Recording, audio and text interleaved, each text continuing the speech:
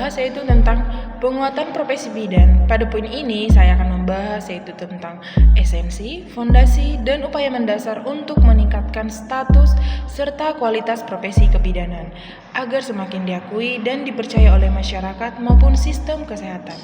Penguatan ini mencakup beberapa aspek penting, diantaranya peningkatan kompetensi melalui pendidikan berkelanjutan, pelatihan formal baik non-formal, dan sertifikasi berkala agar bidan selalu menguasai ilmu pengetahuan dan teknologi medis terbaru. Aspek legalitas dan regulasi memastikan setiap bidan memiliki izin praktik resmi yang jelas sehingga terlindungi secara hukum saat menjalankan tugasnya. Penerapan kode etik menjaga integritas, moral, dan standar perilaku profesional dalam memberikan pelayanan kebidanan yang berpusat pada keselamatan ibu dan anak. Yang kedua, yaitu tentang strategi dalam penguatan profesi bidan.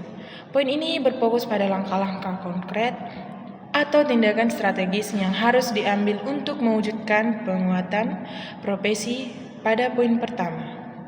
Strategi-strategi tersebut meliputi standarisasi pendidikan, yaitu menyelaraskan kurikulum pendidikan kebidanan tingkat nasional dan internasional untuk mencetak lulusan bidan yang berkualitas tinggi.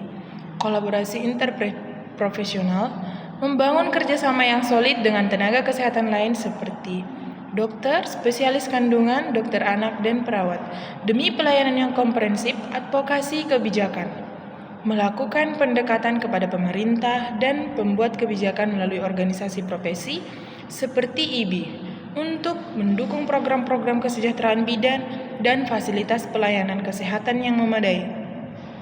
Pemanfaatan teknologi digitalisasi mendorong bidan untuk beradaptasi dengan sistem rekam medis elektronik, telemedicine, atau aplikasi pemantauan kesehatan ibu hamil guna meningkatkan efisiensi kerja. Baik, di sini saya akan membahas materi yang ketiga tentang penguatan dan promosi profesi bidan, yaitu upaya meningkatkan mutu, citra, dan peran bidan agar diakui sejajar di sistem kesehatan dan dipercaya masyarakat. Penguatan profesi bidan itu berfokus pada internal. Yang pertama, meningkatkan kompetensi lewat pelatihan APN, SDI-DTK, PONET, dan menjaga STR SIPP aktif. Mematuhi SOP dan asuhan kebidanan 7 langkah Varney, serta dokumentasi SOAP rapi. Menguatkan etika, kolaborasi dengan dokter ataupun perawat, dan aktif di organisasi IBI. Intinya, bidan harus jadi tenaga profesional yang kompeten, legal, dan berbasis bukti. Yang kedua yaitu promosi profesi bidan, yang berfokus pada eksternal, dengan memperkenalkan peran bidan ke masyarakat dan mengambil kebijakan. Caranya, lewat edukasi kelas ibu hamil atau kelas balita, konten edukasi singkat di medsos, tampilan PMB yang bersih dan profesional, serta kolaborasi lintas sektor. Jadi, singkatnya, perkuat dari dalam lewat skill dan legalitas, lalu promosikan keluar lewat bukti kerja dan komunikasi. Pembahasan selanjutnya yaitu memperkuat ketahanan untuk menghadapi ancaman terhadap profesi. Setiap profesi pasti menghadapi berbagai tantangan dalam ancaman, baik dari perkembangan teknologi, persaingan kerja, perubahan kebijakan, maupun tuntutan masyarakat yang semakin tinggi. Oleh karena itu, setiap tenaga profesional perlu memiliki ketahanan diri agar mampu tetap bertahan dan berkembang. Cara memperkuat ketahanan dalam profesi dapat dilakukan dengan terus meningkatkan pengetahuan dan keterampilan melalui pendidikan, pelatihan seminar, maupun membaca informasi terbaru yang berkaitan dengan bidang pekerjaan. Selain itu, penting juga untuk menjaga etika profesi, bekerja dengan jujur, bertanggung jawab, dan memberikan pelayanan yang terbaik. Kemampuan beradaptasi dengan perubahan juga menjadi salah satu kunci ketahanan profesi. Dengan bersikap terbuka terhadap perkembangan ilmu pengetahuan dan teknologi, seseorang akan lebih mudah menghadapi perubahan yang terjadi di lingkungan kerja. Selain itu, membangun kerjasama yang baik dengan rekan kerja dan organisasi profesi dapat membantu meningkatkan dukungan serta memperkuat posisi profesi dalam menghadapi berbagai tantangan. Dengan ketahanan yang baik, profesi dapat tetap dipercaya masyarakat dan mampu memberikan kontribusi yang maksimal. Nah, baik, di sini saya akan membahas tentang peran bidan sebagai praktisi otonom dan akuntabel. Yang pertama, praktisi otonom. Bidan adalah tenaga kesehatan profesional yang memiliki kewenangan untuk memberikan asuhan kebidanan secara mandiri, sesuai kompetensi, standar profesi, dan kode etik. Otonomi memungkinkan bidan melakukan pengkajian, diagnosis kebidanan, perencanaan, pelaksanaan, evaluasi, serta rujukan bila diperlukan. Nah, yang kedua itu ada teori otonomi. Otonomi profesional adalah kemampuan bidan untuk mengambil keputusan klinis secara mandiri berdasarkan ilmu pengetahuan, keterampilan, dan tanggung jawab profesional. Otonomi bertujuan untuk meningkatkan kualitas dan keselamatan pelayanan kebidanan. Yang ketiga, ada akuntabilitas. Akuntabilitas adalah kewajiban bidan untuk mempertanggungjawabkan setiap tindakan dan keputusan yang diambil kepada pasien, profesi, masyarakat, dan hukum. Bentuk akuntabilitas meliputi profesional atau bekerja sesuai standar profesi, yang kemudian etik, mematuhi kode etik bidan, hukum, mematuhi peraturan perundang-undangan, kemudian sosial, berkontribusi pada kesehatan masyarakat. Kemudian yang keempat ada regulasi profesional. Praktik kebidanan di Indonesia diatur oleh Undang-Undang Nomor 4 Tahun 2019 tentang kebidanan, Undang-Undang Nomor 17 Tahun 2023 tentang kesehatan. Nah, kemudian standar profesi bidan, kode etik bidan di Indonesia. Kesimpulannya yaitu sebagai praktisi otonom, bidan berwenang memberikan asuhan kebidanan secara mandiri.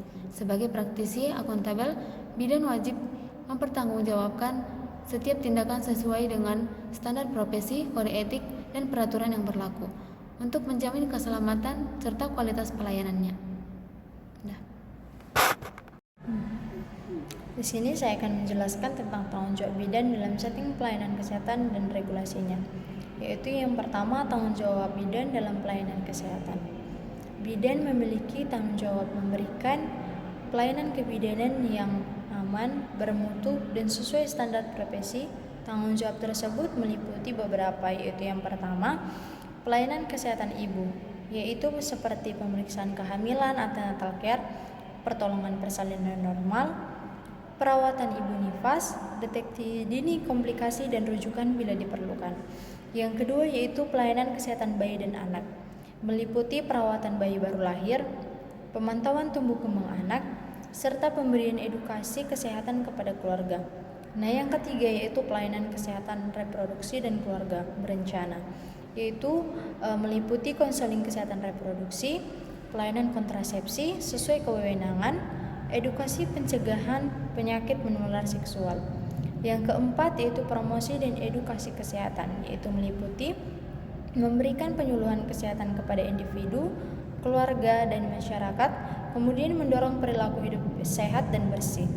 Kemudian yang kelima, pencatatan dan pelaporan, meliputi mendokumentasikan seluruh tindakan kebidanan secara lengkap dan benar. Kemudian melakukan pelaporan sesuai ketentuan fasilitas kesehatan. Nah, yang kedua yaitu setting pelayanan kesehatan bidan. Bidan dapat bekerja di berbagai fasilitas pelayanan kesehatan, yaitu antara lain seperti praktik mandiri bidan atau PMB, puskesmas, klinik, rumah sakit, posyandu, dan pelayanan kesehatan masyarakat. Kemudian fasilitas kesehatan lainnya yang sesuai dengan kewenangan bidan. Nah, yang ketiga yaitu regulasi yang mengatur praktik bidan di Indonesia. Praktik kebidanan di Indonesia diatur oleh beberapa peraturan, yaitu yang pertama Undang-Undang Nomor 4 Tahun 2019 tentang kebidanan, yaitu mengatur pendidikan, registrasi, izin praktik, kewenangan, hak dan kewajiban bidan. Yang kedua yaitu Undang-Undang Nomor 17 Tahun 2023 tentang kesehatan, yaitu menjadi payung hukum penyelenggaraan pelayanan kesehatan dan tenaga kesehatan di Indonesia. Nah, yang ketiga yaitu Peraturan Menteri Kesehatan atau Permenkes terkait praktik kebidanan, yaitu mengatur standar pelayanan, kompetensi, dan penyelenggaraan praktik bidan. Yang keempat yaitu Kode Etik Profesi Bidan, yaitu menjadi pedoman moral dan profesional dalam memberikan pelayanan kepada masyarakat. Nah, kesimpulannya yaitu bidan bertanggung jawab memberikan pelayanan kesehatan ibu, bayi, anak, kesehatan reproduksi, serta edukasi kesehatan masyarakat sesuai dengan standar profesi. Di dalam menjalankan praktiknya, bidan wajib memenuhi regulasi yang berlaku terutama pada Undang-Undang Nomor 4 Tahun 2019 tentang Kebidanan, Undang-Undang Nomor 17 Tahun 2023 tentang Kesehatan, serta standar profesi dan kode etik kebidanan. Di sini saya akan menjelaskan tentang transisi mahasiswa menjadi otonom. Transisi mahasiswa menjadi otonom ialah proses perubahan dari ketergantungan pada orang lain seperti orang tua, dosen, pembimbing menuju kemampuan untuk mengatur dan bertanggung jawab atas diri sendiri dalam kehidupan akademik maupun pribadi.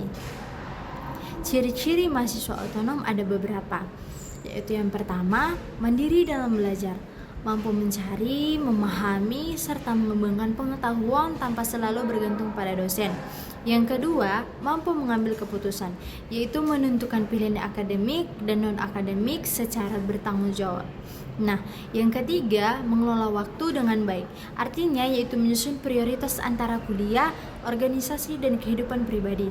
Yang keempat, yaitu bertanggung jawab atas tindakan, yang artinya menerima konsekuensi dari setiap keputusan yang akan diambil. Yang kelima, berpikir kritis dan reflektif. Artinya yaitu mampu menganalisis masalah serta mengevaluasi diri untuk perbaikan. Adapun faktor-faktor yang mendukung transisi menjadi otonom yaitu ada beberapa. Yang pertama, dukungan keluarga dan lingkungan. Yang kedua, pengalaman organisasi dan kepemimpinan. Yang ketiga, bimbingan dari dosen atau mentor. Yang keempat, motivasi dan kesadaran diri yang tinggi. Adapun kesimpulan dari transisi mahasiswa menjadi otonom yaitu merupakan proses perkembangan menuju kemandirian dalam belajar, mengambil keputusan serta bertanggung jawab atas tindakan. Kemampuan ini juga penting agar mahasiswa dapat berkembang menjadi tenaga profesional yang kompeten dan siap menghadapi dunia kerja. Selanjutnya yaitu kepercayaan kesehatan tradisional dan praktik kesehatan tradisional yang menguntungkan dan merugikan. Adapun pengertian dari kepercayaan kesehatan tradisional yaitu keyakinan, nilai dan pandangan masyarakat mengenai kesehatan, penyakit, penyebab penyakit, serta cara penyembuhan yang diwariskan secara turun-temurun. Kepercayaan ini dipengaruhi oleh budaya, adat istiadat, agama, dan pengalaman masyarakat setempat. Adapun pengertian dari praktik kesehatan tradisional adalah tindakan atau cara yang dilakukan masyarakat untuk menjaga kesehatan, mencegah penyakit maupun mengobati penyakit berdasarkan pengetahuan tradisional yang diwariskan dari generasi ke generasi. Contoh kepercayaan dan praktik kesehatan tradisional yang menguntungkan seperti pada ibu hamil, mengonsumsi makanan bergizi dari bahan alami, menghindari rokok dan alkohol pada masa kehamilan, menjaga aktivitas ringan. Contoh pada ibu nifas, istirahat yang cukup, mengonsumsi makanan hangat dan bergizi. Dukungan keluarga selama masa pemulihan. Pada bayi dan balita, pemberian ASI eksklusif, perawatan bayi dengan menjaga kebersihan, lingkungan, dan tali pusat bayi. Adapun manfaatnya, mempertahankan budaya lokal, meningkatkan dukungan keluarga, membantu menjaga kesehatan fisik dan psikologis. Nah, contoh dari kepercayaan dan praktik kesehatan tradisional selanjutnya yang merugikan pada masa kehamilan, pantangan makan ikan, telur atau daging karena dianggap menyebabkan bayi besar, membatasi makanan saat hamil. Pada persalinan, memilih persalinan tanpa tenaga kesehatan meskipun berisiko. Pada bayi baru lahir, memberikan madu, kopi atau makanan lain sebelum ASI, mengoleskan bahan tertentu pada tali pusat yang tidak steril. Adapun dampak negatif dari ini yaitu gizi ibu dan janin tidak terpenuhi, risiko komplikasi kehamilan dan persalinan, meningkatkan angka kesakitan dan kematian ibu serta bayi. Peran bidan dalam menghadapi kepercayaan tradisional ini yaitu menghargai budaya kepercayaan masyarakat, mengidentifikasi praktik yang aman dan tidak aman, memberikan edukasi berbasis bukti atau evidence based, melibatkan tokoh masyarakat dan keluarga, mendorong masyarakat untuk memanfaatkan fasilitas kesehatan. Selanjutnya yaitu kelompok termarginal pada komunitas dan akses pelayanan kebidanan.